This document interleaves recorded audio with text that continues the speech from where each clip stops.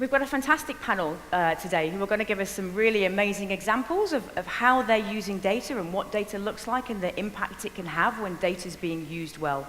And will, as Jeremy said, really set us up for the stage for this, where we're really going to deep dive into what data looks like today. Just before I introduce the panelists to you, I just want to run through a couple of slides that talks a little bit about the data from media that, is that a bit squeaky, that Nielsen sees today. So this data here is actually US data and comes from our total audience report from the US. And the reason we have the data from the US is that that's where most of our digital measurement exists across platforms. And of course, the more digital measurement we can get, the more closer we can get to actual audience behavior. So what's really interesting here, and this is showing time spent with media per day, per day per adult, is that from Q4 2014 to Q4 2016, there was an increase in the time spent with media by adults of 1 hour 26. So per day, adults are spending 11 hours 22 minutes with media. So as marketers in this room, we should be going, hang on, where are they spending that 1 hour 26 that's more? What do I need to understand about where that time is going so that my brand is in the right place at the right time and getting a share of that 1 hour 26? And so when we look at the table, we start to see, okay, what is driving the growth? Where is it coming from? And down at the bottom here, we have live TV and radio, which has pretty much remained consistent over that 2-year period in terms of time being spent with it. And again, that might surprise some people in this room. The picture looks different by age demographics, of course. But what's really interesting is when we start to look at what and where is driving that growth. And of course, it's the tablet, the smartphone, internet on PC, and multimedia devices. It's really those connected devices and the amount of time we're spending with them which is driving media consumption. I wanted to pick up very specifically on one genre, and here I'm picking up on news content. And news content in this region is the most consumed genre. Fascinating. I'm interested to see how many times Donald Trump can make it into a presentation. But of course, in the US, the Americans had a lot of reasons to turn to the news last year. There was the presidential elections, the Zika outbreak, the Syrian refugees, Brexit, lots of celebrity deaths happening, not expected. So what we saw, it was news consumption rising. And this is where data really starts to become important, because as marketers, we need to understand what's happening in real time so that we can adapt our marketing plans and really get into the heart of the consumer as they're changing.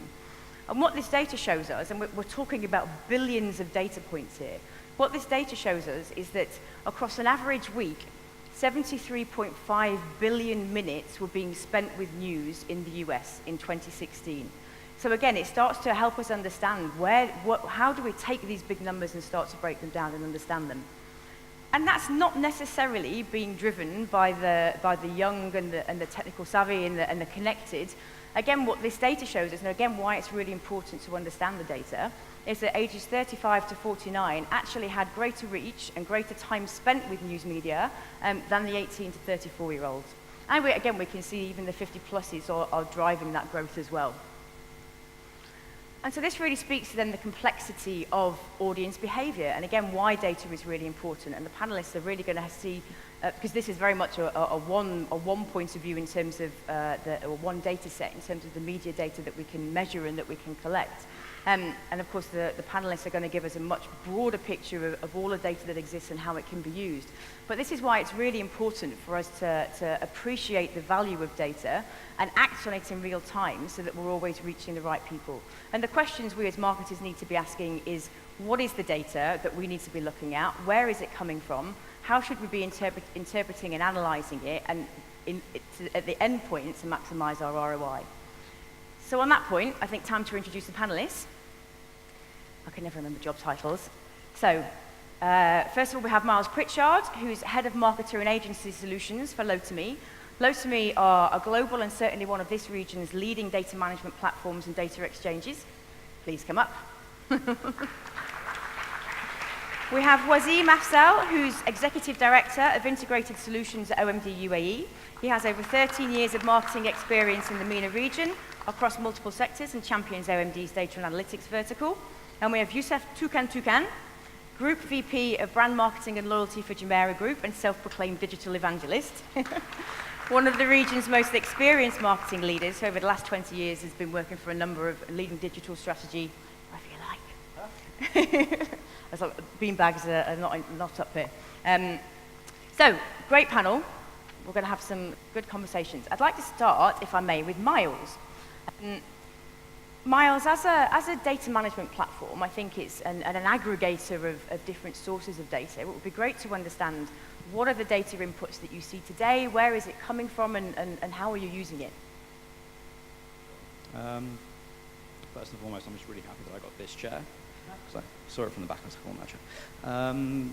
So, I mean, we launched our platform in 2006. So we're 11 years old as a business. When we initially launched the platform, the ecosystem at the time was pretty much 100% cookie-driven. So the vast majority of the data that we were unifying across our client base was cookie ID-based. Now that ecosystem has evolved significantly, and the data sources and the inputs have diversified very, very quickly. Now less than 50% of the data that we collect and process is cookie-based. We work with, obviously, device ID. We work a lot with transactional e-commerce data. We work a lot with location data, IP, lat long, etc. Excuse me. So we're unifying a vast amount of data that is incredibly diversified. That's one of the key roles of the DMP moving forwards, I believe, is resolution, profile resolution across all of that disparate data. It's an incredibly fragmented ecosystem. So one of the core roles of a platform like Lotame is to be able to bring all of that data together to unify it effectively.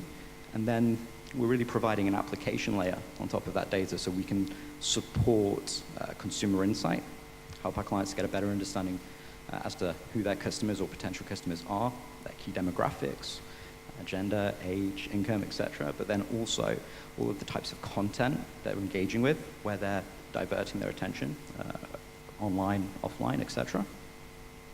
And then it's really about executing on that insight, on that consumer intelligence. So we take that actionable intelligence set and we provide a central audience management solution to actually facilitate execution and to really bring about what we're all kind of aiming towards, which is a far more personalized approach to media and communications, a far more one-to-one communication with an individual. And Wasim, from your point of view, from a media agency perspective, what does the data look like? Where does someone like Miles and what they do fit into your world? What does data look like, and how are you using it from your perspective? As far as how are we using data, obviously it's a reflection of the needs that we have and the needs that are stemming from the challenges that we are trying to address on behalf of our clients, right? So today at a group level in the region, we have obviously relationships with multiple data providers, such as Lotame. We work with Semasio, we work with Effective Measure, Crosspixel, and so on. In addition to that, we also have full data integration partnerships with a number of publishers and specialist verticals, whether you talk about automotive, hotels, airlines, and so on. So essentially, it really comes down to how do you humanize and really break those silos of where the data is sitting and go back to clients and helping them address the business problems, right? So what we do is, so when we treat Lotame as a third-party data provider for us, we overlay their data with all of the different sources of data that's sitting in our data cloud that helps us basically formulate a more holistic overview of a profile of a consumer, right? We are able to overlay that with demographic data, with psychographic data, for the adder preferences, interactions, and so on, and then go back to our clients with recommendations which help us better prospect the consumers, which help us in better targeting in terms of how do we target them across what devices, what screens, and so on, and then personalize those messages at every stage of that funnel.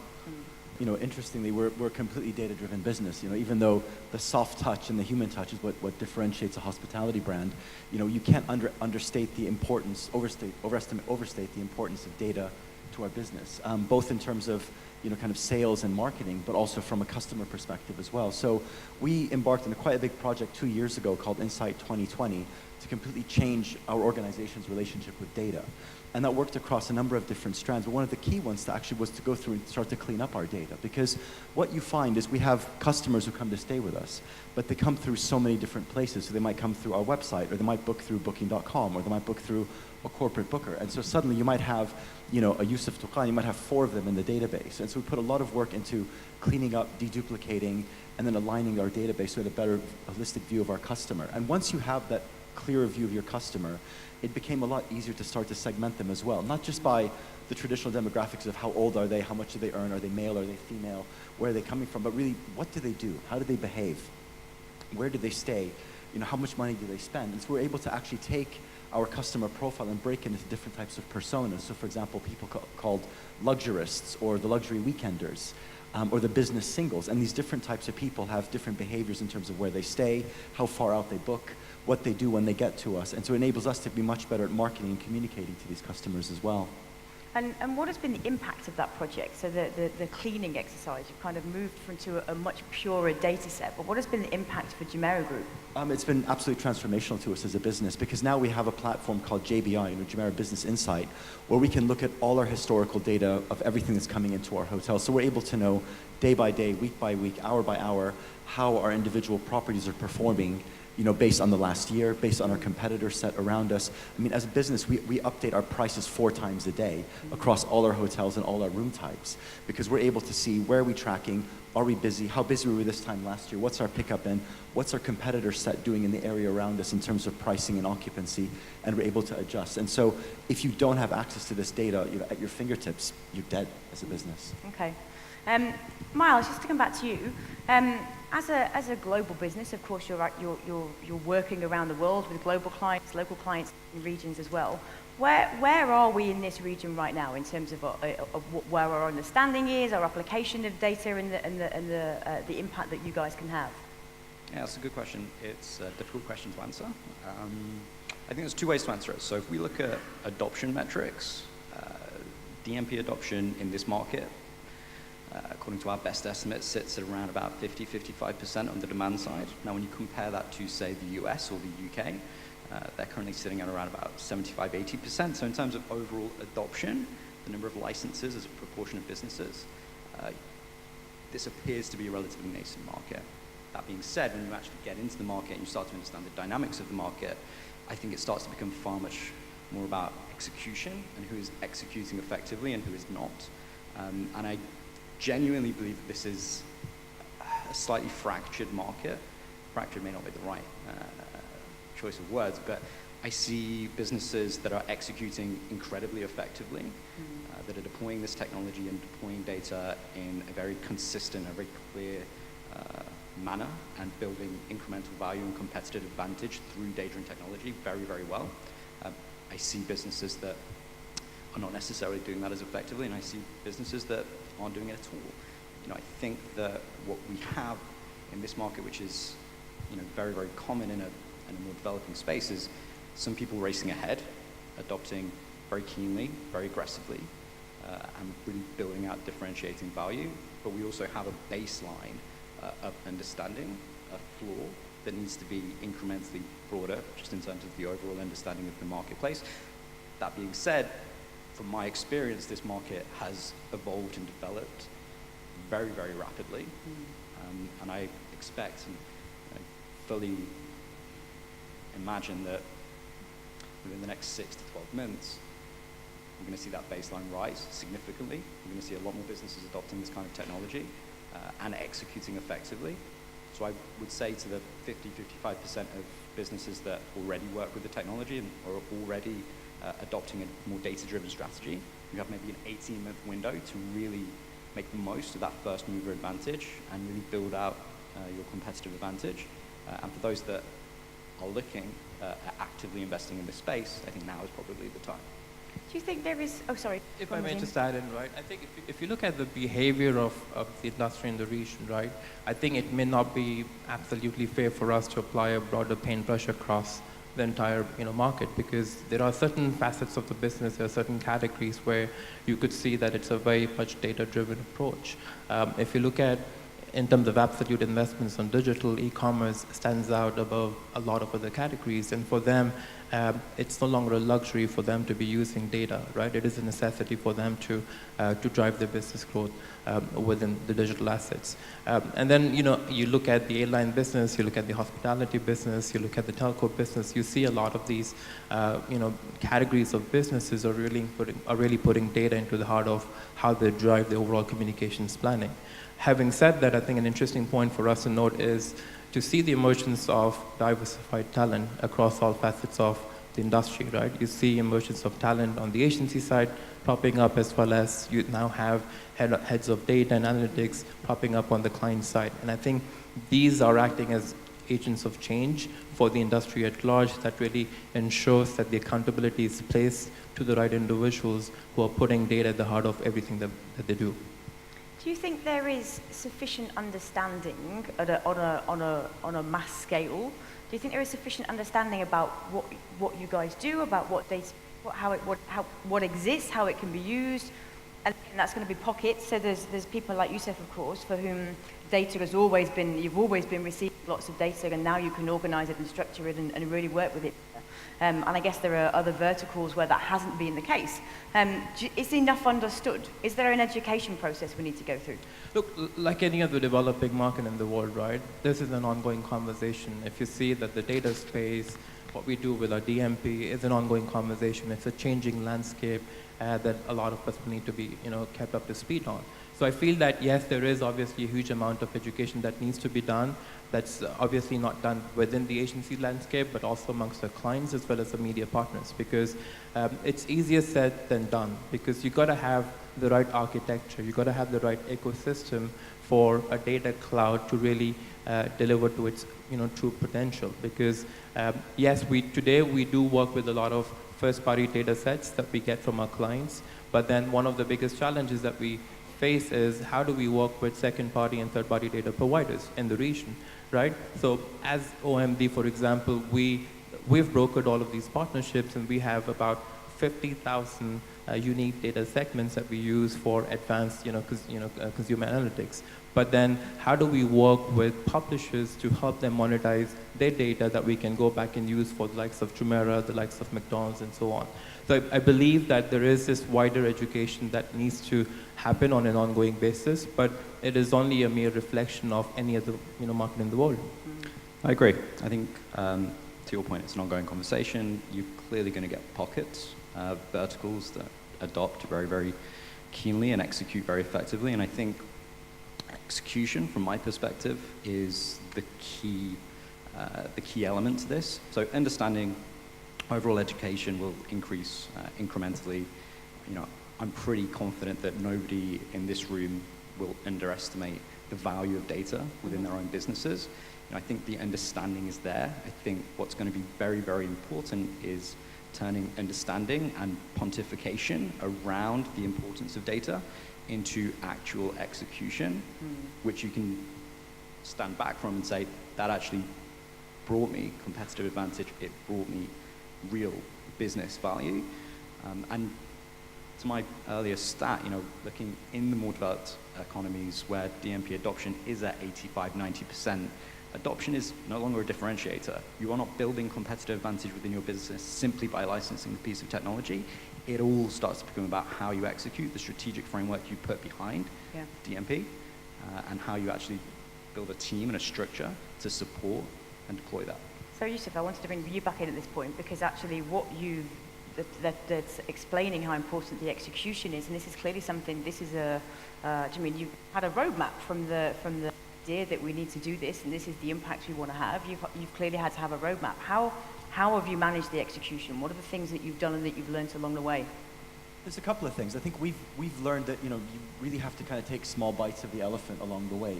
It was a 2-year project, and rather than saying, we're just going to go away and hide in a dark room and come back in a year and it's going to be great. It doesn't work like that in organizations. People have short attention spans, and so you can't take a year to do something. So what you need to do is really break it into smaller increments. So we had kind of these little milestones every 3 months where there's something tangible you could point to within the organization to go, that thing just became better, that thing just became better. And now kind of 2 years later, you add all these little pieces up and you have quite a significant achievement. One thing you were talking about with the strategic framework, which I think is really important, is that if you have so much data coming at you, you've got to be smart about what you're actually looking at, how you measure it. I think one of the things I found when I joined Jumeirah a few months ago is that we were so obsessed with certain numbers and certain metrics that we actually almost lost sight of the bigger picture. And the one number that we seem to focus on in terms of our media effectiveness and how we were measuring the success of our partners at OMD was around online bookings on our website. But they only make up 7% of our total bookings as an organization. So what we were doing is we were trying to look at this little keyhole and judge the entire media investment of OMD and how they were performing as a media partner based on what was happening on online bookings on a 6-year-old website, which is not incredibly effective. Where for us, even though 50% of our business comes through retail channels, but we're only looking at that 7%.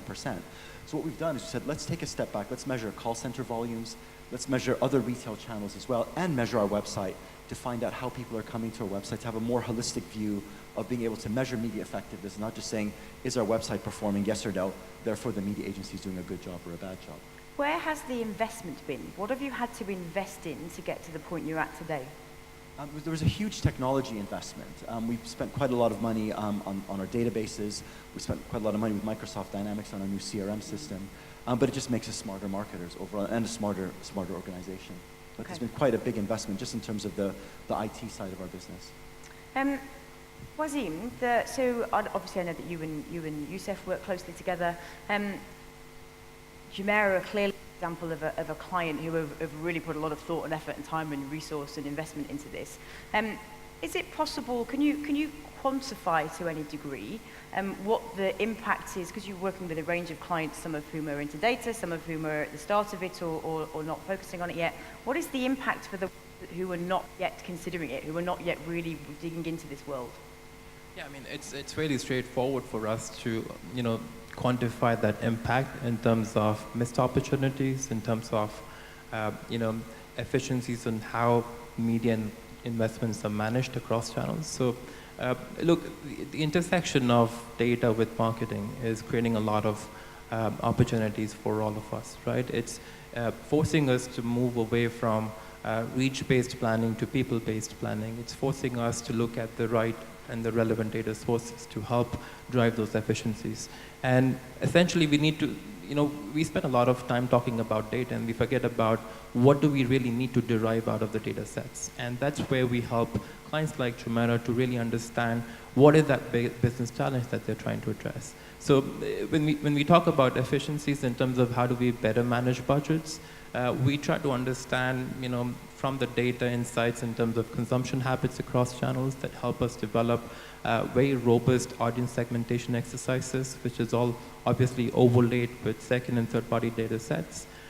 Two is that we understand through insights in terms of what content actually works well at what stage of that pathway to purchase, and that's where personalization comes into play on what type of messages do you need to push out by specific segments. So let me give you an example about McDonald's, right?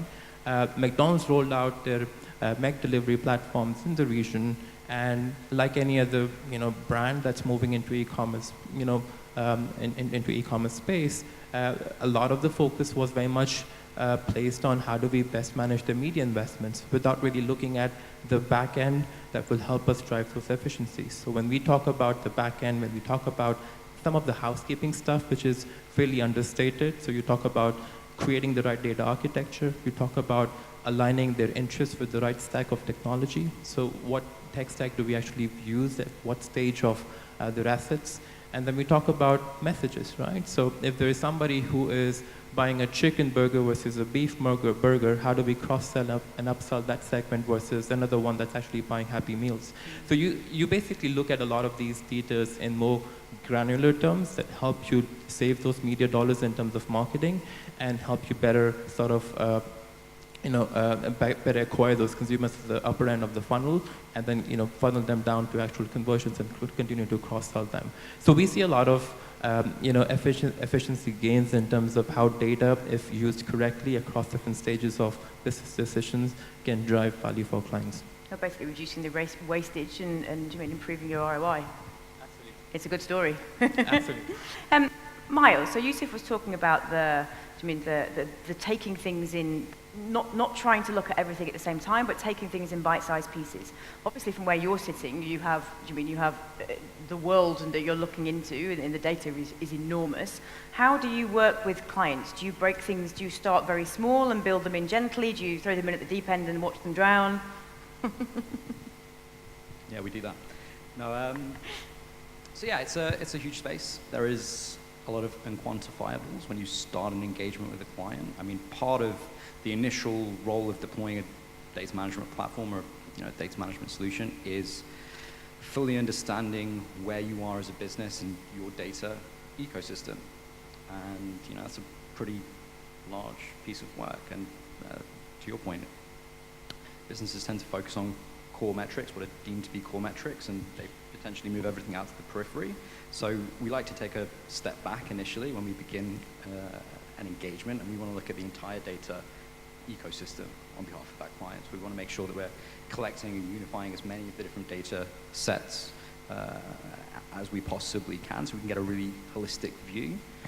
But yeah, I mean, one of the key roles for Loitme as a data management platform, as a partner to our clients, is to help build out that strategic framework, help to understand exactly how we are going to phase out the DMP deployment across 3, 6, 9, 12, 18 months, what tasks need to be completed, what use cases we're going to effectively look to execute on, what value we can derive, short-term versus long-term.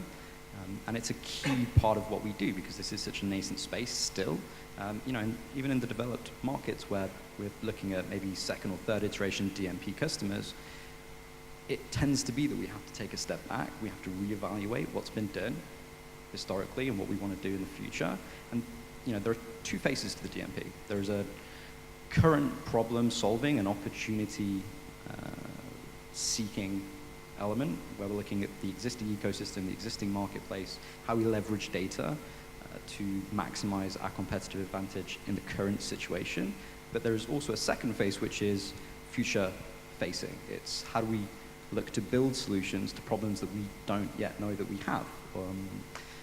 How do we look to derive new value from an ecosystem that doesn't yet exist? And I think we're probably going to talk about it in a second, but in terms of the staff and the people and the human resource aspect, that's something that I particularly look for, is somebody who can look at the existing ecosystem and problem solve to a certain respect, but then somebody who also has that strategic mindset, that inquisitive mind, where they're looking into the future and looking at how they can build and deploy solutions that don't yet exist.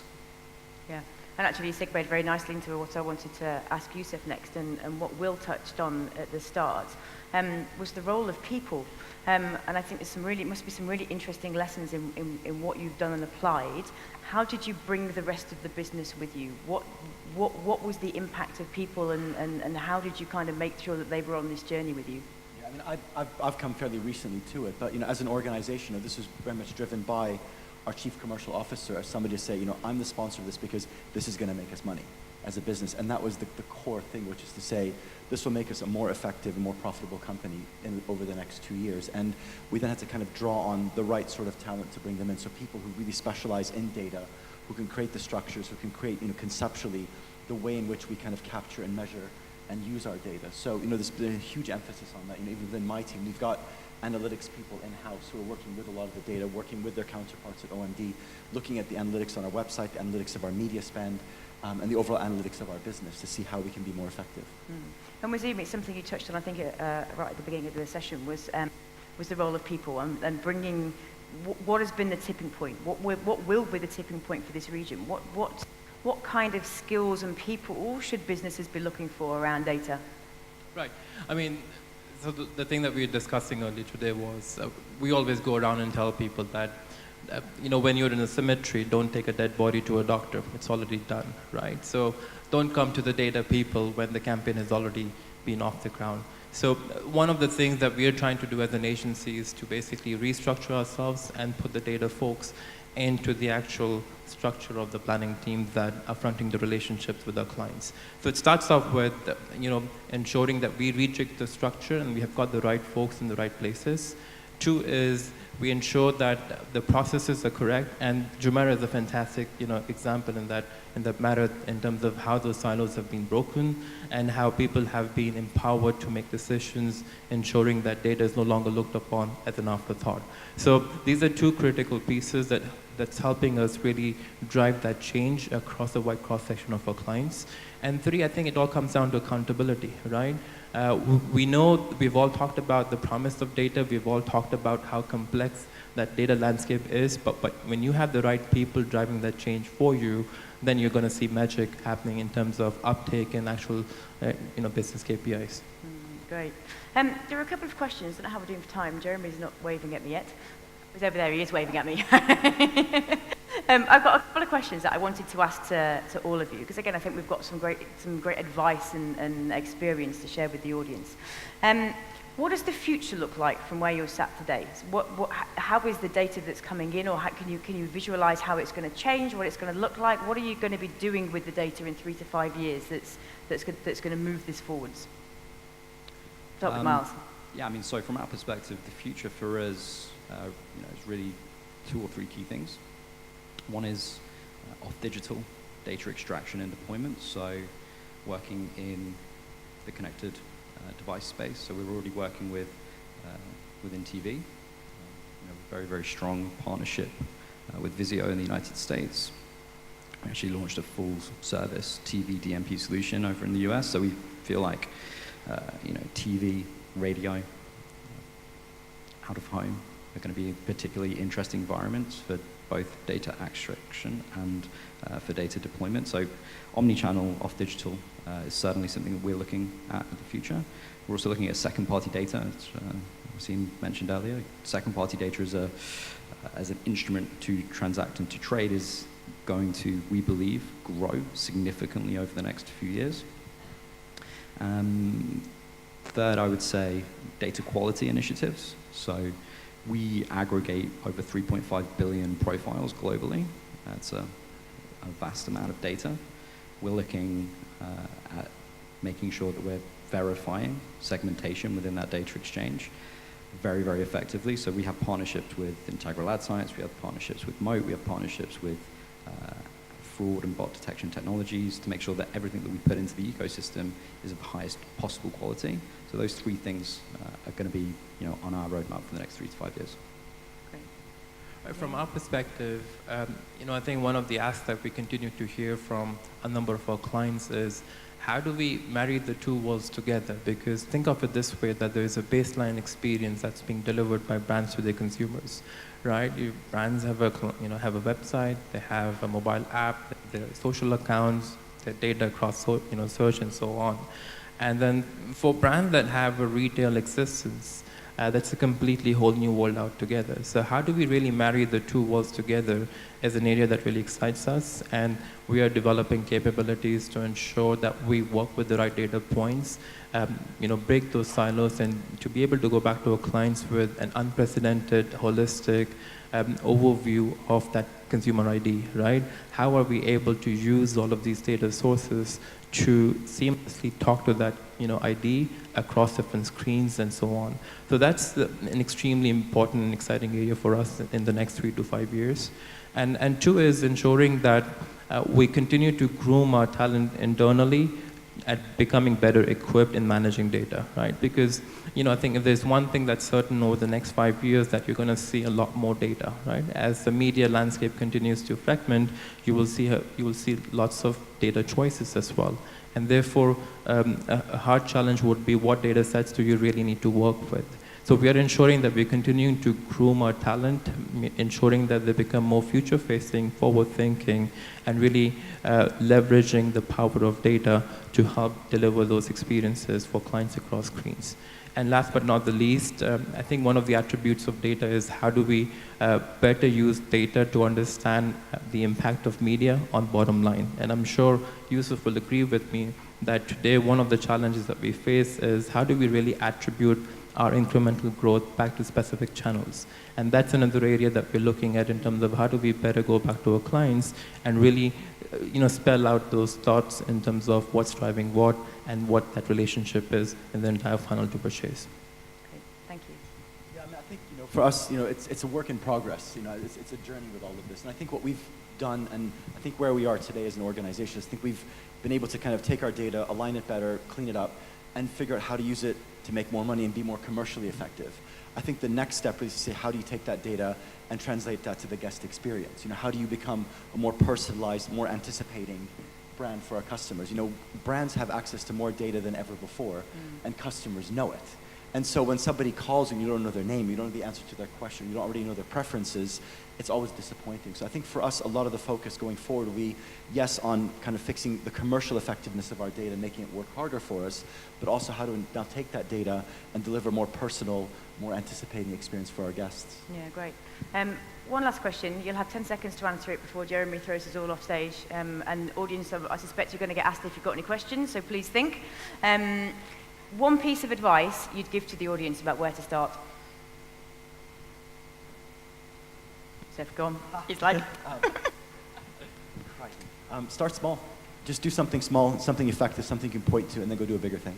Okay. I think you should know what you're trying to achieve before you start analyzing data. Yeah, I mean, I would agree with both of those points. I think you've got to look at exactly what you want to achieve, the why. Why am I investing in data management platform? Why am I looking to deploy a more data-driven strategy? And you've got to reverse engineer those use cases to build out that strategic framework and execute with quick wins, start small, build, and grow. Thanks for the time today on the panel, guys. With the value of data growing so quickly, the incentive for misuse grows as well. Whether it's from a brand perspective on taking a shortcut, or an aggregator perspective on not cleaning data or sharing data too freely.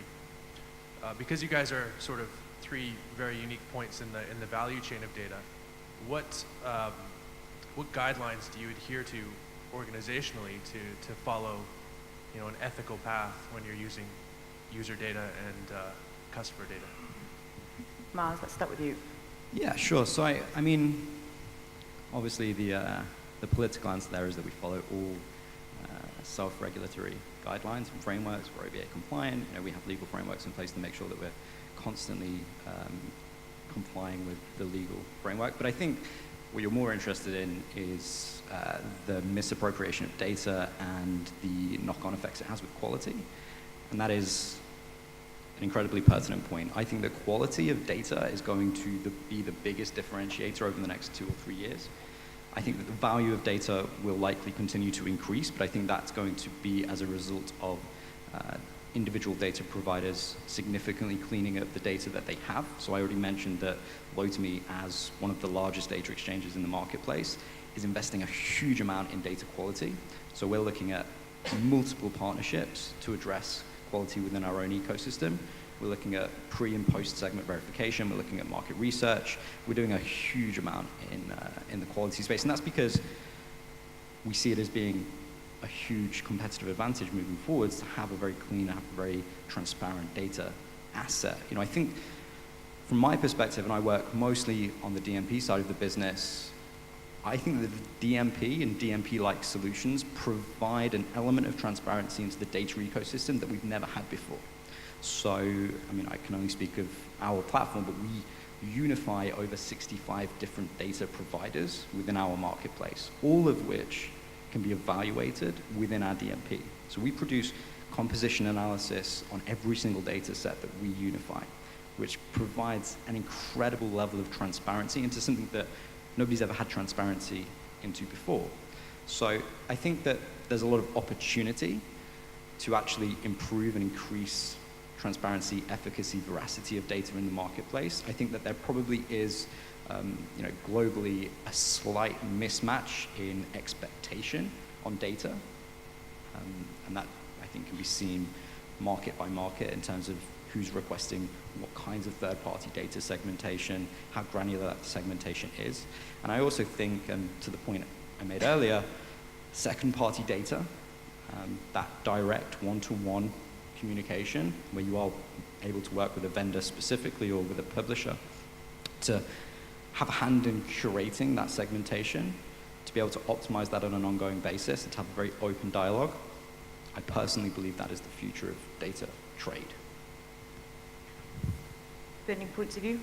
I mean, look, I fully echo all of the points Mars mentioned, right? I think we, as an agency, we have very similar frameworks in place to ensure that a lot of the bad quality data is already filtered out before it gets activated for our clients. And in addition to that, you know, we as a region are at a point where we're trying to develop those rules in terms of procurement of second and third-party data providers. So I think we've got a lot of leeway in how we work with those publishers regionally to create those rules. So by the time that data is fed back into our data cloud, it's already cleaned out using all of those variables that we talk about ahead of time.